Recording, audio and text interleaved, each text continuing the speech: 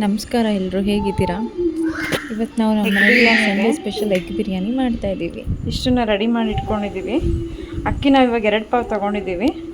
ನಿಮಗೆ ಕ್ವಾಂಟಿಟಿ ಎಷ್ಟು ಮಾಡಬೇಕು ಅಷ್ಟು, ನಿಮ್ಮ ಫ್ಯಾಮಿಲಿಗೆ ಎಷ್ಟು ಬೇಕೋ ಆ ಪ್ರಮಾಣದಲ್ಲಿ ನೀವು ತಗೊಳ್ಳಿ. ಒಂದು ಕುಕ್ಕರ್ ಬಿಸಿ ಮಾಡ್ಕೊತಾ ಇದ್ದೀವಿ. ಎಣ್ಣೆ 2 ಸೌಟ್ ಎಣ್ಣೆ ತೊಗೊಂಡಿದ್ದೀವಿ. ಡಿಪೆಂಡ್ಸ್, ನೀವು ತುಂಬ ಎಣ್ಣೆ ತಿಂತೀರಾ ಅಂತಂದರೆ ತುಂಬ ಎಣ್ಣೆ ಹಾಕೋಬೋದು. ನಿಮಗೆ ಯಾವ ಥರ ಕ್ವಾಂಟಿಟಿಲಿ ಬೇಕೋ ಆ ಥರ. ಈ ಕಡೆ ಎಗ್ ಕರಿ ರೆಡಿ ಆಗ್ತಾಯಿದೆ. ಈ ಎಗ್ ಕರಿ ರೆಸಿಪಿ ಇನ್ನೊಂದು ದಿನ ಶೇರ್ ಮಾಡ್ತೀವಿ. ಈ ಕಡೆ ಎಗ್ ಬಾಯ್ಲ್ ಆಗ್ತಾಯಿದೆ, ಈ ಕಡೆ ಇಟ್ಕೊಂಡಿದ್ದೀವಿ. ಸೊ ಇವಾಗ ಒಗ್ಗರಣೆ ಮಾಡೋಣ. ಏನು ನಾವು ಎತ್ತಿಟ್ಕೊಂಡಿರೋ ಸ್ಪೈಸಸ್ ಇದೆಯಲ್ಲ, ಈ ಸ್ಪೈಸಸ್, ಬಿರಿಯಾನಿ ಸ್ಪೈಸಸ್ ಎಲ್ಲ ಫಸ್ಟ್ ಹಾಕೊಳ್ಳೋಣ. ಎಣ್ಣೆ ಬಿಸಿ ಆದ ನಂತರ ಸ್ಪೈಸಸ್ ಕೆಲವೊಬ್ಬರು ತುಂಬ ಇಷ್ಟಪಡ್ತಾರೆ, ಕೆಲವೊಬ್ಬರು ಕಡಿಮೆ ಇಷ್ಟಪಡ್ತಾರೆ. ಡಿಪೆಂಡ್ಸ್, ನಿಮ್ಮ ಫ್ಯಾಮಿಲಿಲಿ ಯಾವ ಥರ ಇಷ್ಟಪಡ್ತಾರೆ, ಯಾವ ಪ್ರಮಾಣದಲ್ಲಿ ತಿಂತಾರೆ ನೋಡಿಕೊಂಡು. ಬ್ಯಾಕ್ಗ್ರೌಂಡಲ್ಲಿ ನನ್ನ ಮಕ್ಕಳು ತುಂಬ ಗಲಾಟೆ ಮಾಡ್ತಾ ಇದ್ದಾರೆ. ತುಂಬ ಚಿಕ್ಕ ಮಕ್ಕಳಾಗಿರೋದ್ರಿಂದ ಶುಂಠಿ ಬೆಳ್ಳುಳ್ಳಿ ಪೇಸ್ಟ್ ಹಾಕ್ಕೊತಾ ಇದ್ದೀವಿ. ನಿಮಗೆ ಕೆಲವೊಂದು ವಾಯ್ಸ್ ಕೇಳಿಸ್ತಾ ಇಲ್ಲ ಅನ್ಸುತ್ತೆ. ಇವಾಗ ಆ ಶುಂಠಿ ಬೆಳ್ಳುಳ್ಳಿ ಪೇಸ್ಟ್ ಮಾಡಿ ಇಟ್ಕೊಂಡಿರೋದನ್ನು ಆಲ್ರೆಡಿ ಚಕ್ಕೆ ಲವಂಗ ಕೂಡ ಮಸಾಲೆನೂ ಸ್ವಲ್ಪ ಇಟ್ಕೊಂಡಿದ್ದೀವಿ. ಯಾಕೆಂದರೆ ನಮ್ಮ ಮನೇಲಿ ಏನು ಇಷ್ಟಪಡ್ತಾರೆ ಅಂದರೆ ಎಲ್ಲನೂ ಅವ್ರಿಗೆ ಬಾಯಿಗೆ ಸಿಗಬಾರ್ದು, ರುಬ್ಕೊಂಡ್ರೆ ತುಂಬ ಇಷ್ಟಪಡ್ತಾರೆ.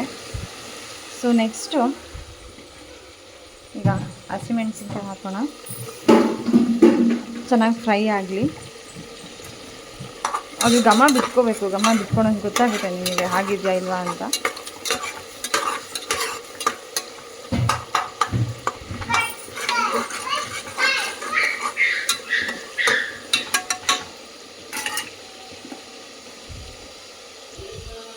ಈಗ ಪುದೀನ ಮತ್ತು ಕೊತ್ತಂಬರಿ ಎತ್ತಿ ಇಟ್ಕೊಂಡಿರೋದನ್ನು ಹಾಕ್ತಾಯಿದ್ದೀವಿ.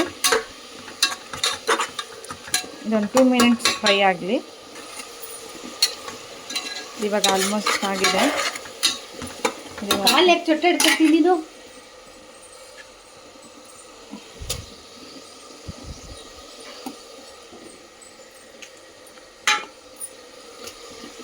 ಇವಾಗ ಈರುಳ್ಳಿ ಹೆಚ್ಚಿಟ್ಕೊಂಡಿರೋದನ್ನು ಹಾಕೋಣ.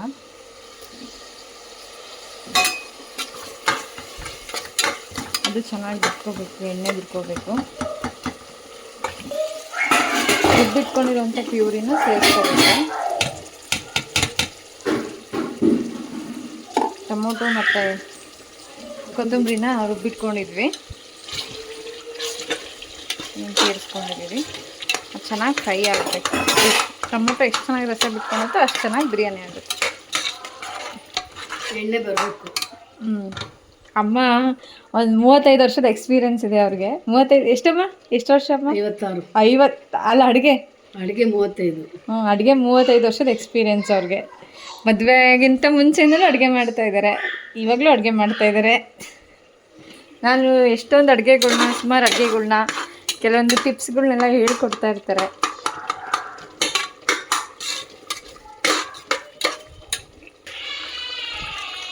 ಈಗ ರುಚಿಗೆ ತಕ್ಕಷ್ಟು ಉಪ್ಪು ಹಾಕೊಂಡಿದ್ದೀವಿ. ಈಗ ಮಾಗಿದೆ ಚೆನ್ನಾಗಿ. ಅರಿಶಿನ ಈಗ ಅಕ್ಕಿ ಹಾಕೋಣ. ಅರಿಶಿನ ಆಪ್ಷನಲ್, ಬೇಕಂದರೆ ಹಾಕೋಬೋದು ನೀವು. ಇದೇ ಕಲರ್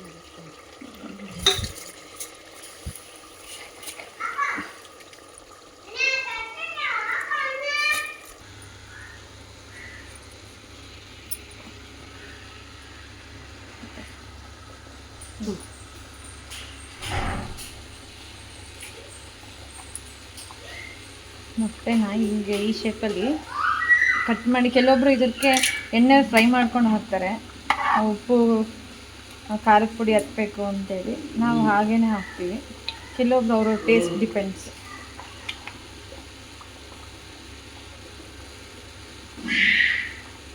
ಒಂದು ಬಾಣಲಿಲಿ ಎಣ್ಣೆ ಹಾಕ್ಕೊಂಡು ಸ್ವಲ್ಪ ಉಪ್ಪು, ಅರಿಶಿನ, ಖಾರದ ಪುಡಿ ಹಾಕ್ಕೊಂಡು ಮೊಟ್ಟೆ ಹಾಕ್ಕೊಂಡು ರೋಸ್ಟ್ ಮಾಡ್ಕೊತಾರೆ.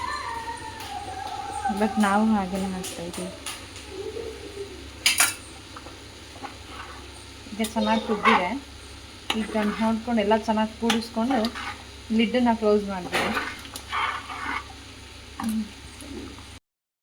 ಈಗ ಲಿಡ್ಡನ್ನು ಕ್ಲೋಸ್ ಮಾಡಿದ್ದೀವಿ. 2 ವಿಸಲ್ ಹಾಕ್ಸ್ಕೋಬೇಕು. ಇದು ಅಮ್ಮ ಮಾಡಿರೋದು ಗೊಜ್ಜು.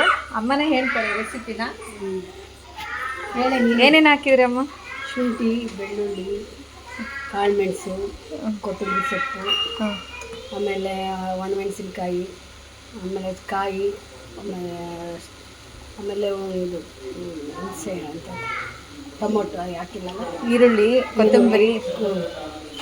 ಹೌದು ಎಲ್ಲ ರುಬ್ಕೊಂಡು ಸ್ವಲ್ಪ ಕಾಯಿ ಹಾಕ್ಕೊಂಡು ಒಗ್ಗರಣೆಗೆ ಈರುಳ್ಳಿ ಸ್ವಲ್ಪ ಕೊತ್ತಂಬರಿ ಹಾಕ್ಕೊಂಡು ಒಗ್ಗರಣೆ ಮಾಡ್ತೀವಿ. ಚಿಕನ್ ಚಾಪ್ಸ್ ಮಾಡ್ತೀವಲ್ಲ ಗೊಜ್ಜು ಅದೇ ಥರನೇ. ಮಾಡಿ ಮೊಟ್ಟೆನ ಬಿಕಾಸ್ ಬರೀ ಬಿರಿಯಾನಿ ತಿನ್ನೋಕ್ಕೆ ರುಚಿ ಆಗಲ್ಲ ಅಂತ ಹೇಳ್ಬಿಟ್ಟು ಈ ಥರ ಏನಾದರೂ ಗ್ರೇವಿ ಮಾಡಿಕೊಂಡ್ರೆ ಬಿರಿಯಾನಿ ಜೊತೆ ಕಾಂಬಿನೇಷನ್ ತುಂಬ ಚೆನ್ನಾಗಿರುತ್ತೆ. ಮೊಟ್ಟೆ ಬಿರಿಯಾನಿ. ಹಾಗೆ ಮೊಟ್ಟೆ ಬಿರಿಯಾನಿ ಜೊತೆಗೆ ಹಾಗಾಗಿ ಮಾಡಿದ್ದೀವಿ. ಇವತ್ತಿನ ಸಂಡೇ ಸ್ಪೆಷಲ್ ನೋಡಿ, ಈ ಥರ ಆಗಿದೆ ನಮ್ಮದು ಎಗ್ ಬಿರಿಯಾನಿ. ನೋಡಿ ಎಷ್ಟು ಉದ್ದುರಾಗಿ ಆಗಿದೆ ಅಂತ. It's ready to serve. ನಾನಿವಾಗ ನಮ್ಮ ಮಾವನವರಿಗೆ ಮತ್ತು ನಮ್ಮ ಮನೆಯವರಿಗೆ ಊಟಕ್ಕೆ ಕೊಡ್ತಾಯಿದ್ದೀನಿ. ಅವರಿಬ್ಬರಿಗೂ 2 ಚಪಾತಿ, ಸ್ವಲ್ಪ ಎಗ್ ಕರಿ ಹಾಕಿ ಊಟಕ್ಕೆ ಕೊಡ್ತೀನಿ. ಎಗ್ ಕರಿ ಮತ್ತು chapati it's ready to heat.